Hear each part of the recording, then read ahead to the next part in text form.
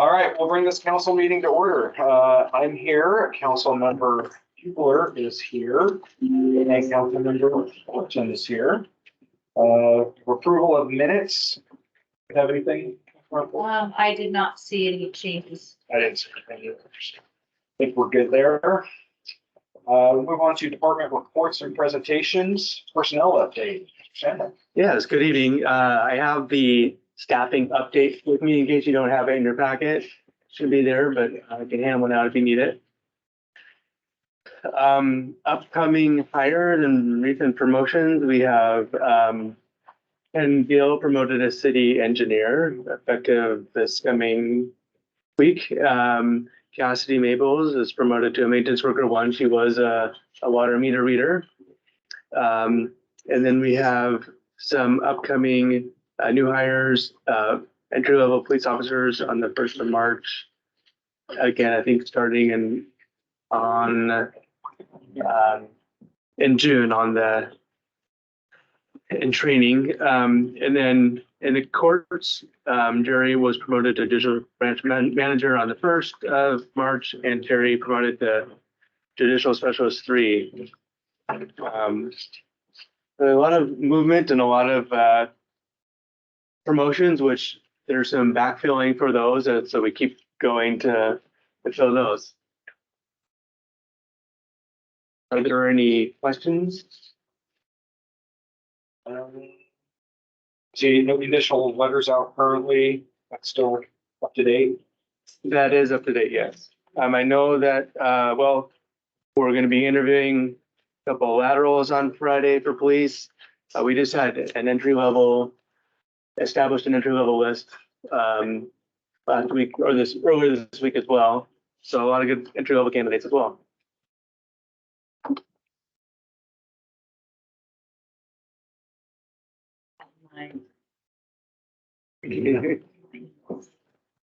Page 5. Brian, I think you missed my person. Oh, okay. You might. Oh, okay. Oh, And also my person. yeah. Yeah, well, there's been changes since this No, I went out. actually have somebody leaving, Debbie. Yeah. I mean, Debbie is leaving, Dina. Yeah. Yeah, Deborah Sires is moving into Public Works. The beginning of March is at Administrative Specialist 3. So that does leave a vacancy in the Finance Department. We do intend to fill it at a temporary capacity for about 5 months, and then we'll hire competitively after that point. Do you want like a temp agency to come in, or is it? Just a temp person that was found by Sherry. But there's probably a few others on here that are not fresh from the previous week, but I think it's cleaner if I just let you know. So is that person on here? No, not yet. Okay. This just happened after I sent this out, and I didn't want to update the sheet yet, but yeah. We'll update that on the next one. Yes. Do we have the ability to get a paper copy Oh, of yes. the agenda for council member Hubler, because she was just appointed onto finance? So she can have a copy of what's going on here. All right. Any further questions? All right. All right. Thank you. Appreciate it. All right. Move on to discussion and action items. AB 24-15, resolution 3198, authorizing out-of-state travel. Judge, are you talking about this? Yeah, Okay. sure. There is this conference in Anaheim, California. It's called the All Rise Conference. It's all of these treatment providers and people who have community courts from all around the country attend this conference. Right now, I'm told that there will be about 7,000 people in attendance. It's at the Anaheim Convention Center, and if you've ever been there, it will be. It's already bursting at the seams. It's such a well-attended conference, and we're asking to be able to attend this conference. Our community court team, the prosecutor, Ms. Burke, myself. our community court case manager, Carla Lewis, and our peer support navigator, Sherilyn Finlayson. And we're anticipating $17,000. The cost to register for the conference alone is almost $1,000. And then hotel and air travel and rental car and meals. And it's paid for with the grant funding. Yeah, so I saw the email that was going out, that actually covers defense and everybody to go with this. Public defender is not going. Oh, they're not, okay. They were invited, but they're not. Okay, They don't want to leave town. okay. So that is, I read this actually in the full council packet, and I was like, oh, I know what you're talking Oh, about. yeah. You heard So, about this. so what you're saying is, what you guys are asking is to use the funding you already have from the grant to Right, be able to go to this. right. And It's then not coming directly out of the city correct. budget. Correct. dollars. But for some reason, the way that the city, John could probably explain better. We have to get permission from the city council to use grant funds. Right? And also for state travel. So, yeah, out of state travel is not a line item identified in your biennial budget. And something like this comes up mid-biennium, we have to come back to council to get council approval for staff to travel and everything. But then as the judge also indicated, it's being funded from the grant funds that go, and it is under finance committee issues on grants. Any questions for council? No. Are we supposed to vote on it, or we're taking it to? No, it'll be on council tonight, and it'll be under finance issues, so we'll sure have a brief discussion and hopefully bless it. There we go. Quick question though. Yeah. What all kind of things do you guys learn there? Like, what are the things that you guys like really dive into? I can't tell you until I go to the conference, actually. Have you done one before? No, this is the first time, right? Cool. But I am told that every community court in the state of Washington will be represented at that conference. Very cool. So it's really important that we go. Yeah, and the committee court, maybe you can just tell Councilmember Rubler, like it just started fairly recently in the last. April 2022, we started it. That's We been- did talk about it a little bit, was it last week? Yeah, when you have the When we talked about meetings, yeah. what the court does. I sent you a copy of that. I did, yeah, I saw Yeah, that. so, and again, you're more than welcome to come to any of our court hearings, but especially the community court. And especially if there's a graduation, usually they'll let us know, from community court, and that's an awesome thing to be there for. I've only been able to attend one, but it's phenomenal. You know, somebody who's worked through the system and actually kind of changed their life around. Yeah, it's pretty cool, especially when you see, I think I mentioned this before, when you see the basically transfiguration. Yeah, how they train from the beginning to when they find out. I'm getting supposed to. Yeah. Well, we're working on it. One at a time. Okay, thank you. And then we'll move on to rec program. Mr. Willis. Okay, so there have been a multitude of questions on how we can possibly move forward, what are the goals? And so recently, when I finished my National Parks and Recreation Directors School, the first couple of pages that I handed out to the council members is a pyramid of basic cost recovery model that San Luis Obispo had recently spent quite a bit of money on to go through and do a whole cost recovery analysis for their entire program, which if you want, I've got it and can give you the entire program. But our department mainly works at about level 2 and 3 that is on this sheet, which the level 3 is about a 48% cost recovery. If you flip it over to page 2, part of the reason I wanted to use this is because they're much better at making graphs and pyramids than I am.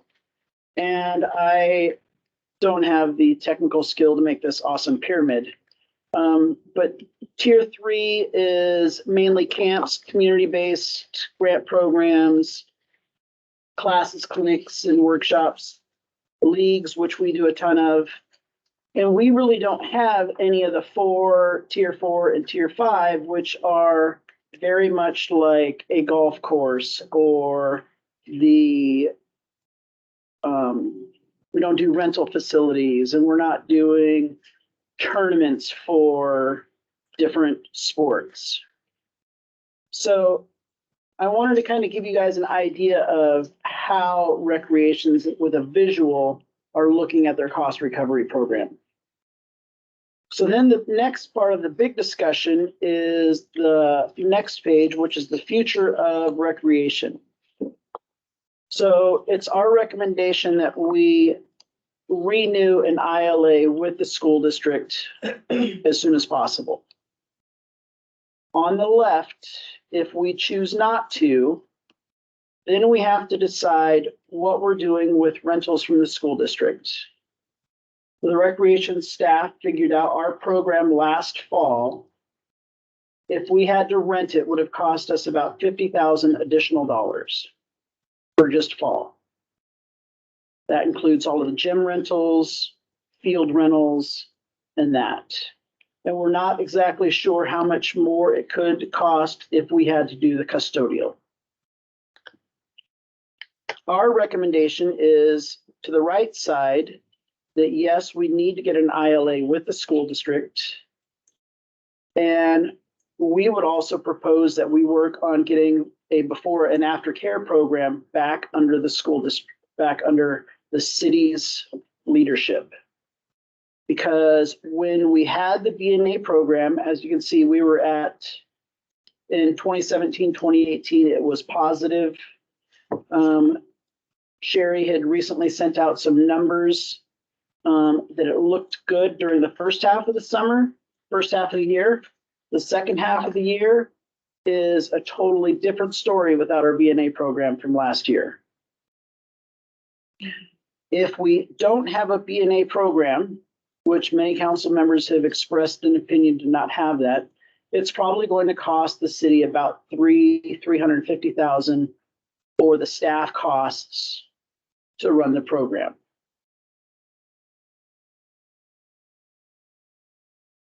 So the big question I guess we need to figure out is what's the direction we really want to or need to go in order to make it a viable program. Alex, who's hiding over here and can help out at times, she has been occasionally meeting with Doug from MRAC. One of the questions we need to figure out is if we're looking at some sort of partnership, what does that partnership really look like from an administrative level? There have been times, and there's a time in the past where there was a attempt to work with the group and it did not go over well. It never came to fruition with MRFC.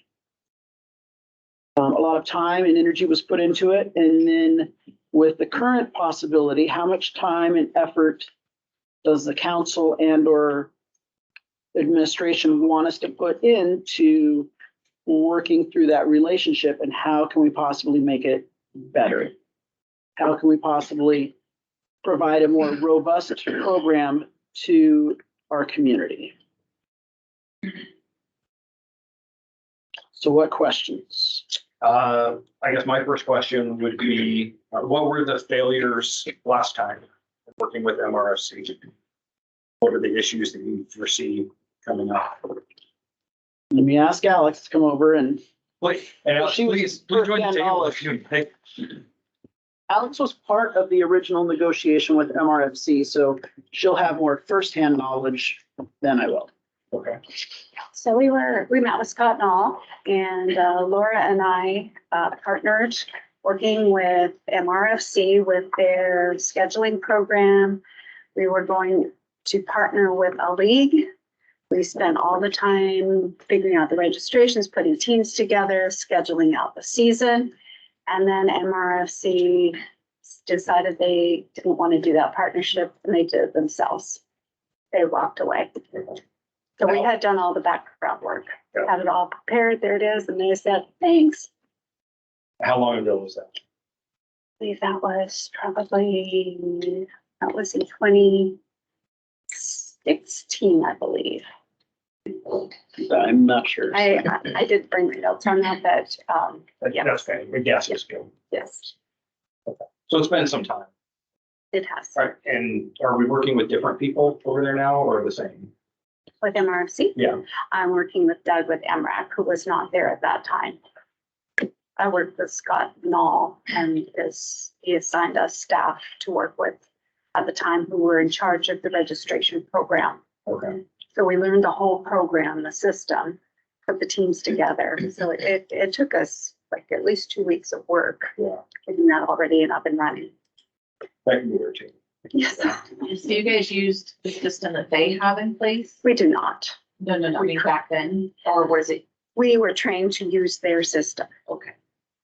Their old system has been done. I know they have a whole new system now. Okay.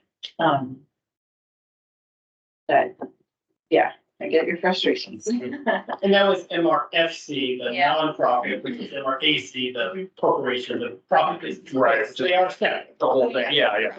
I'm concerned, I mean, I know that, in order for this to be successful, you're feeling like we need to bring back the before and after care, but I don't know if that's gonna be feasible, because, the school district was well on their way to finding other options, when we had talked about canceling the contract with them before. So, superintendent, I believe, is not wanting to partner with the school again, or with the city again. It's been a long time since I've been in talks with them. I haven't broached the subject because it's not been on anyone's radar. I would say that I've heard positives and negatives about Wright School, and I couldn't speak to how the school district feels. I do know that, they did sign a 1-year agreement. It wasn't like a multi-year thing with Wright School to see how Wright School goes. So their current agreement ends August 31st of this year. But again, I can't speak for how the school district feels that's going and what their plans are in the future. My understanding, and I think you were involved in the negotiations with the ILA and whatnot, is that it would probably not be happening again, right?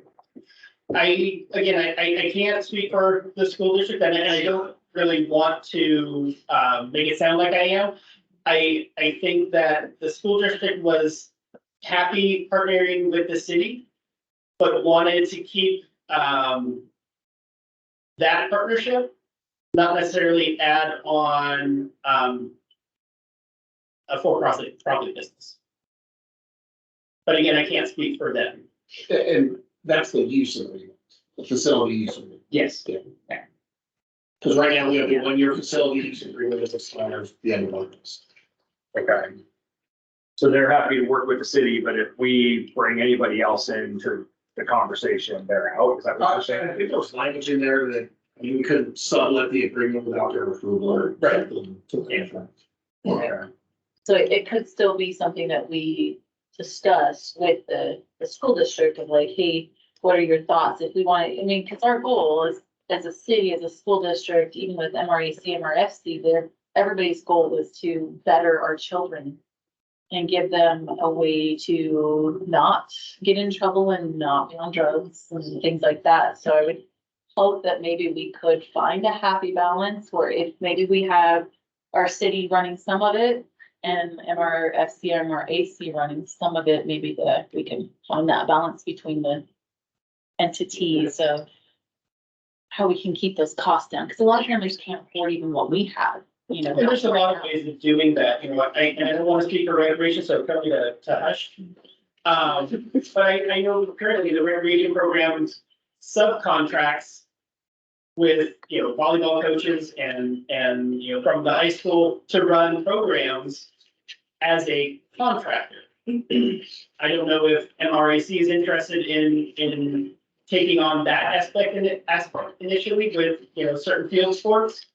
But those are all things that obviously, David is looking for direction on. I think Sherry has something to say with our hand wave. So I know we keep circling back to what the relationship is going to be between the city and MRIC. I think the bigger conversation, in my opinion, is budget. With the numbers that I sent you guys last week, from my perspective, we're going to have at least another $425,000 in expenses that exceed revenues that I have not budgeted for. So what programs are we going to cut to pay for that? What city programs are we going to cut to keep recreation? Councilmember Hubler, you asked me at our one-on-ones department head or department meetings a couple weeks ago what we do to stay in budget. Well, this is that tough conversation I was talking about. We won't be staying in budget if hard decisions are not made from my perspective. I'm telling you right now that we are looking to be at least 400,000, probably closer to 450,000 over in recreation based upon the last 5 months. Dave, when was the last time you talked to MRAC about how to move forward?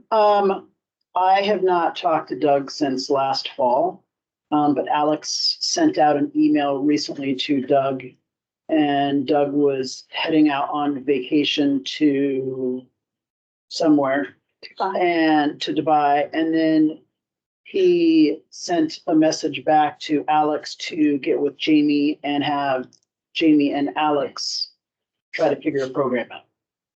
Which then comes back to the question of how much overtime do we want to have Alex do to be working on something? And again, it goes back to our big question, what is the overall goal? What's the vision?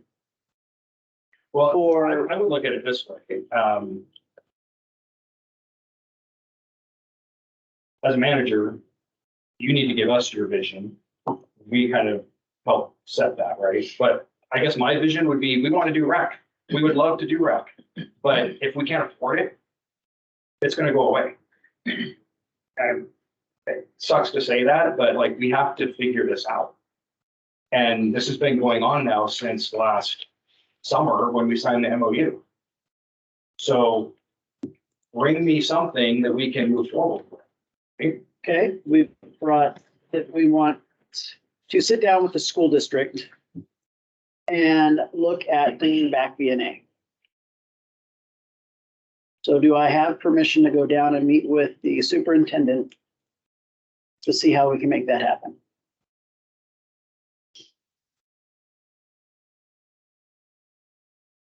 Is there any questions or anything? I think I look at the rec program is a necessity.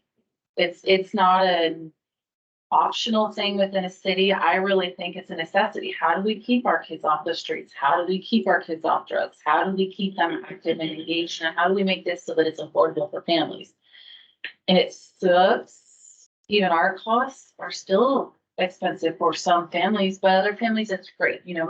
I've heard from lots of families that they love that they can go through and, try a different sport each month or different whatever activity, and different things are happening. And then there's the cheer teams and there's, wrestling programs and the basketball. And I think I have a different advantage because I spend so much time out in the community talking and asking those questions. And I just asked some parents that have kids down at Daffodil Valley a couple nights ago and asked them, like, what do you see as the biggest issue for kids at Daffodil Valley, which doesn't affect us as a city, but it does affect the rec program because obviously we're the ones funding the rec program as Bonnie Lake.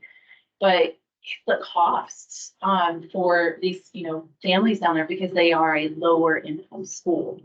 But I don't think getting rid of a rec program, I know it costs us money, and Sherry, my numbers is my thing, but I don't think getting rid of a rec program, even if it's not making us money, is the right answer. We have to find a way to fund it, whether it's bringing back the before and after school program, whether it's finding a way to get grants, whether it's a way to bring other people in that can volunteer time, something. There's gotta be a way we can keep an active program and not get rid of something that's so critical for so many families. So I'm just gonna throw this out there too, because everybody knows, right? When we got rid of the aftercare program, it was a 6-1 vote, right? Or the only one voted that said they will keep it because it pays for this. I think we're gonna have a very difficult time, even if we give you permission to do that. Which I think maybe we should, but I think it's gonna be a very difficult conversation, and I'm not sure it's gonna go anywhere because we literally just gave it back. So the history of this is what, 17. 2017, thank you. The school district decided they didn't want to do this anymore and they were out. And the whole thing was gonna fall apart unless we came in and saved them. The city decided to do that, pulled on heartstrings, council member, hey, yeah, we want to do it. And it kind of took care of itself. It kind of worked out just fine. COVID hit, it got terrible. I think some people got a little bit scared of those numbers when COVID was going on, because quite frankly, it was very difficult to run. I mean, extremely difficult. I can't State even. guidelines were horrible for being So able to run it. with that going on, some of the council had decided they didn't want to be in the before and after care program. They saw it kind of as a babysitting deal and wanted to get rid of it. So we literally just got rid of it a year and a half ago, and gave it back to the city. I think it's going to be a difficult conversation. They're coming back, hey, I think we all screwed up and we want to take it back now. Maybe it'll work. I don't know. But I think though, So- I mean, like Richard, no, go Sherry, sorry. Sorry, I completely understand, Councilmember Hubler. It's not a matter of it's not making money, it's a matter of what other city services are we gonna cut to be able to afford this? But I also think there's an opportunity here. Correct me if I'm wrong, David and Alex, but these are programs we took on from the school. They were not city-run recreation programs. Cheerleading camp, things like that were run by the school. So why can't the school run their own programs again and save the city $400,000, $500,000? I mean, I'm School sorry, district- but I mean, the school district could take it back over. They would have to hire we recreation still staff. had our own recreation program. It was more limited, but these are school-offered programs that we took on in 2017. What does our city staff do to help with those programs? If it's like the cheer So we program? took it over in 2016 because 2017 was a really good year. 2018 was a great year. So for instance, let's say the Bonnie Lake High School football wants to run a football camp. We take 30% of the overall fees that are collected, go through all the registration, do all the background checks, and then, after all the expenses are paid, the school staff will get the leftover money to put back as a fundraiser for them. We have after-school sports at the middle school and at the elementary school that we hire the PE teachers to be the coaches for the program. So conceivably, yes, those could go back to the school. But the school had, as part of building the overall recreation program, put those underneath the recreation umbrella to try to make it a more robust and more paying for itself. But here's the issue from a finance perspective, that's all I think. Sorry, I would get one tracked, but this is how I think. If we're giving them money back so that they can make money off of these programs, we're not keeping enough if we are in the hole $400,000 or $500,000. Why are we not charging more and giving the school less? If they want to run their own program, then they can keep the majority of the share. But until we recoup what we're supposed to recoup, we shouldn't be giving back to the school. Yeah. Standard across the industry has typically been a 30-70 split. And at what But point in time? You also represented the standard across the industry was like 70 to 80% cost recovery, and we're operating between 40 and 50%, David. When we had, so yes, That is because, so there's a lot to look into last year. When we started the 2023 calendar year, you have to look back that we were, I'm only counting September through December. You and I talked about that yesterday. I'm What's- only counting September through December. September through December is 40 to 50% cost recovery. You represented that that would be accurate. and we've had a lot of overtime since Rich has quit. October was the highest month when we have all of our basketball program revenue coming in. How much, so Rich quit, you know, much overtime, well, I want to say 55. Thousand, I think. It was Well, it was- 55,000 for 2 employees for the entire year. Okay. For 2023. Okay. And how much is a regular employee for that? I would have to look. I don't know that off the top of my head. But I just, even if we hire somebody or whatever, I'm not seeing that really going down, right? Well, our goal was, and we've had difficulty hiring anybody, is to hire some building manager type people or program assistants that can come in and take over some of the hours that Alex and Laura have been putting in overtime. But there hasn't been a plethora of people knocking at the door to want to take on a part-time job.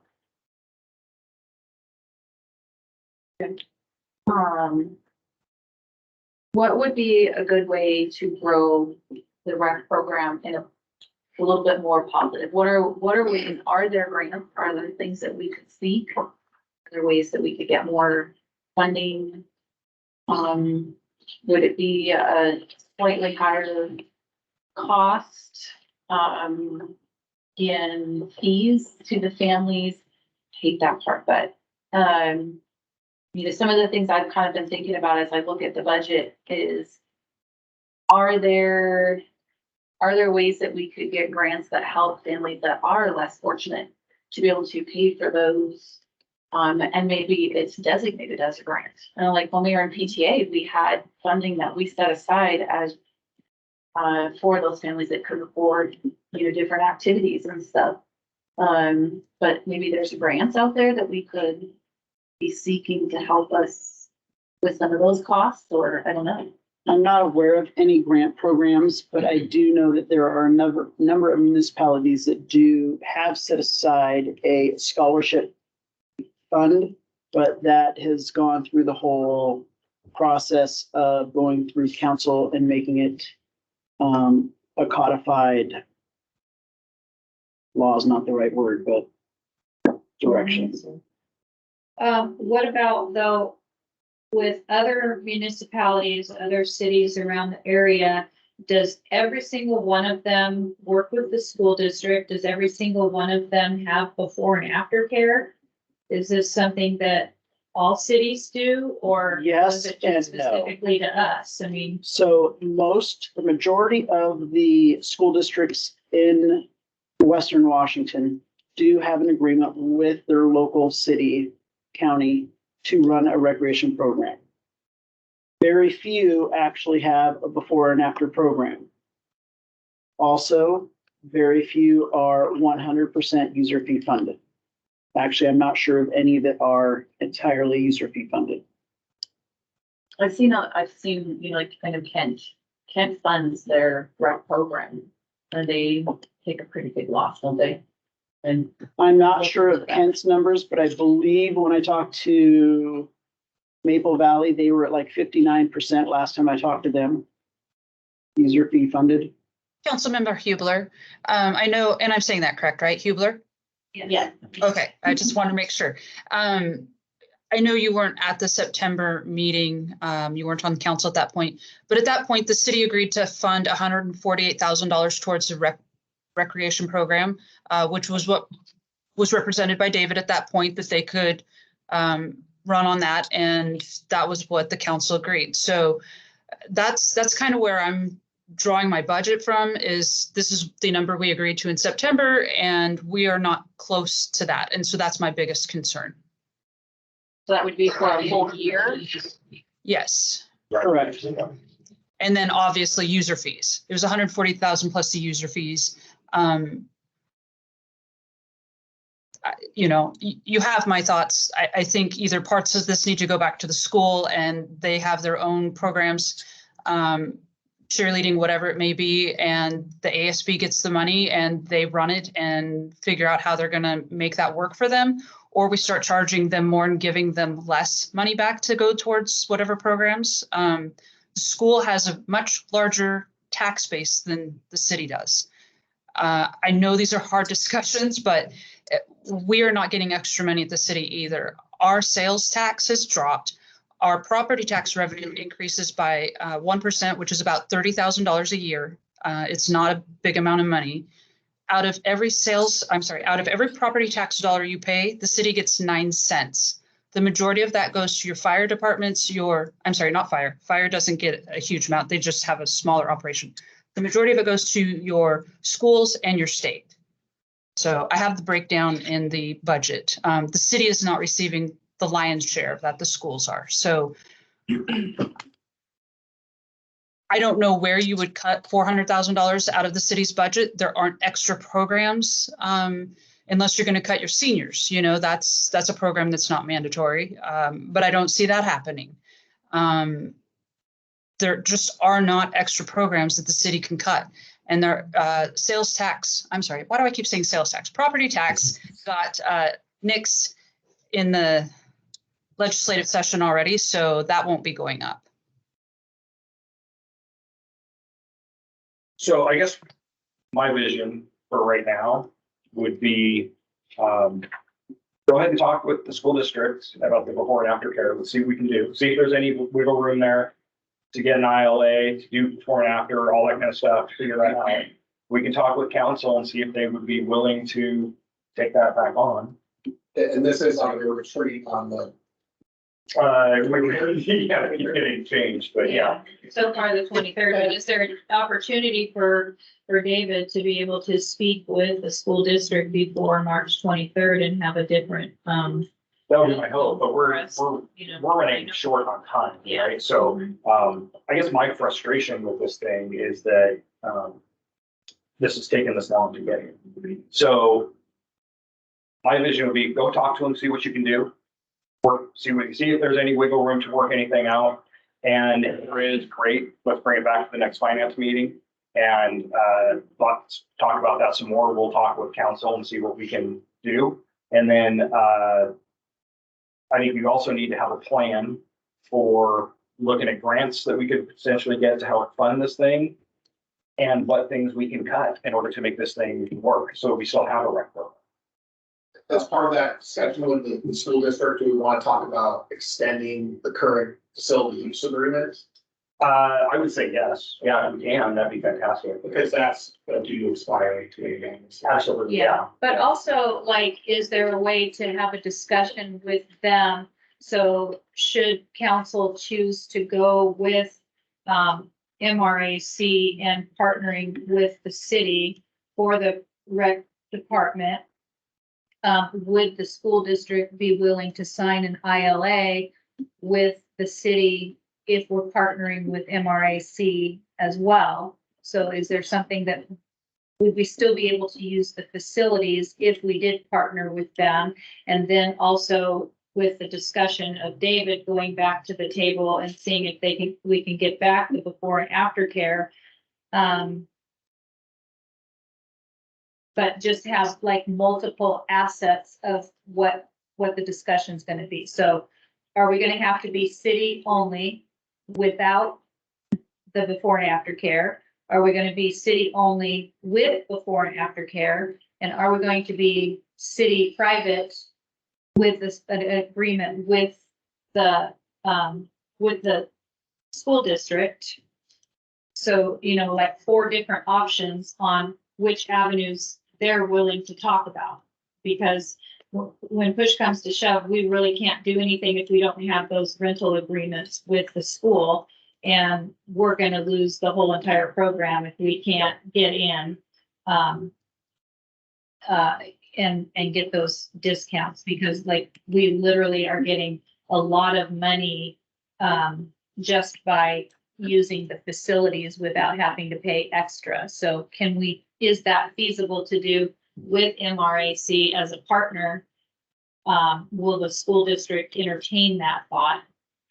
You know, but I I would almost see that as yeah, sidebar agreement between MRAC and the school district. If, you know, MRAC assumes any part of the rec program, you know, we say, okay, you do X, Y, and Z, you figure out what facilities they're gonna use, you know, if it's contracting with us to use our ball fields, or if it's a gymnasium down at down.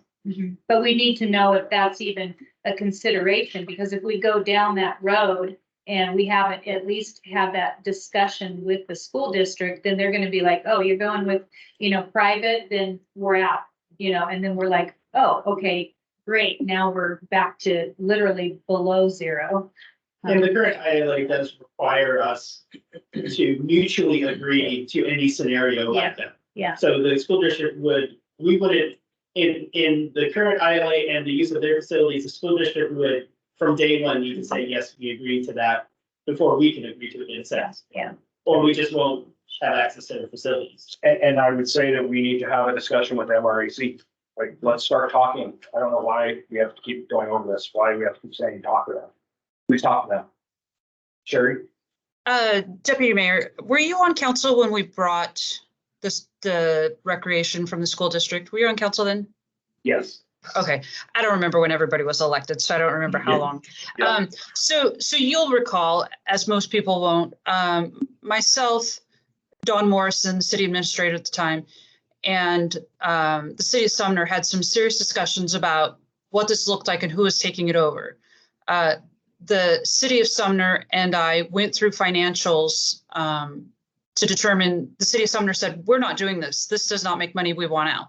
So the city of Sumner chose not to participate or take over the program due to them seeing this wasn't going to make money. I think Councilmember Fullerton has a great idea there that this doesn't still work if we can't use the school's facilities for before and after. So I think you're right. Those conversations need to be had. And I think if you have a very strategic conversation with the school, not threatening, but at least expressing the concern of how much this is costing the city and the opportunity that the school may have to take back their own recreation, you know, that's going to facilitate a much better conversation if we're going to try to get B&A back. But I think they're also going to want to know that the city council's on board with taking B&A back.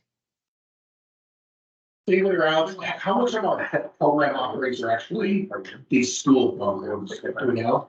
So if we, Well, I mean, like how much of it is cheer, how much of it is School, run, school, right? teacher run. so they're not really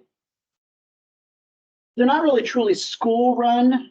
I guess if you're looking at the idea that we're hiring the PE teacher to run an after-school program, then probably about 90% of the program is associated with the school. Because we do dog training, which is not, we do safe sitter, we do safe at home, bricks for kids, and I think there was one or two other items. So I think that's what- yeah. I think that was John's question. Yeah. Is how many of these programs came from the school? Is that your question, John? How many did we take from the school versus how many we invented or offered ourselves outside of? How many of these programs did Alex never participate in before she was a city employee? None. I participated in them all. But a lot of them also So are they not. all were part of the school. run. We took them all. Inherited them because the funding was cut from the schools. The teacher stipends But for that's the John's elementary. question. I think that was his question, is how many of these did we take with the school program? And it sounds like we took all of them. Well, and that's pretty much how they had it set up, is, as Alex just said, for there to be after-school sports, there was no longer funding for after-school sports. So the school district and administration put it under the recreation, so that way all of the funds could go through recreation and then get fed back out, and then the coaches could still coach, which just happens to be, those are the easy coaches to bring in for an after-school sport versus if we brought in Brian to coach soccer at Lake Ridge Middle School So our 30% cost recovery is county. That's as a, correct. Yeah. How many programs are run in Bonnie Lake facilities, which is school district facilities? Mm, 100% school, 99% school? I mean, it feels like that. I don't want to speak for you, but 100%. So, I mean, I've been watching this since the inception of school district handing it off and this just being kind of dropped in the city's lap. And I commend you too, because I've watched what you guys do and I see this. There's a lot of work that goes behind the scenes, and I know everybody is all about the budget. And I see everybody's frustration with how much money is going into it, but it's our fault as a city for taking it on and not telling the school district no and giving Sumner an out.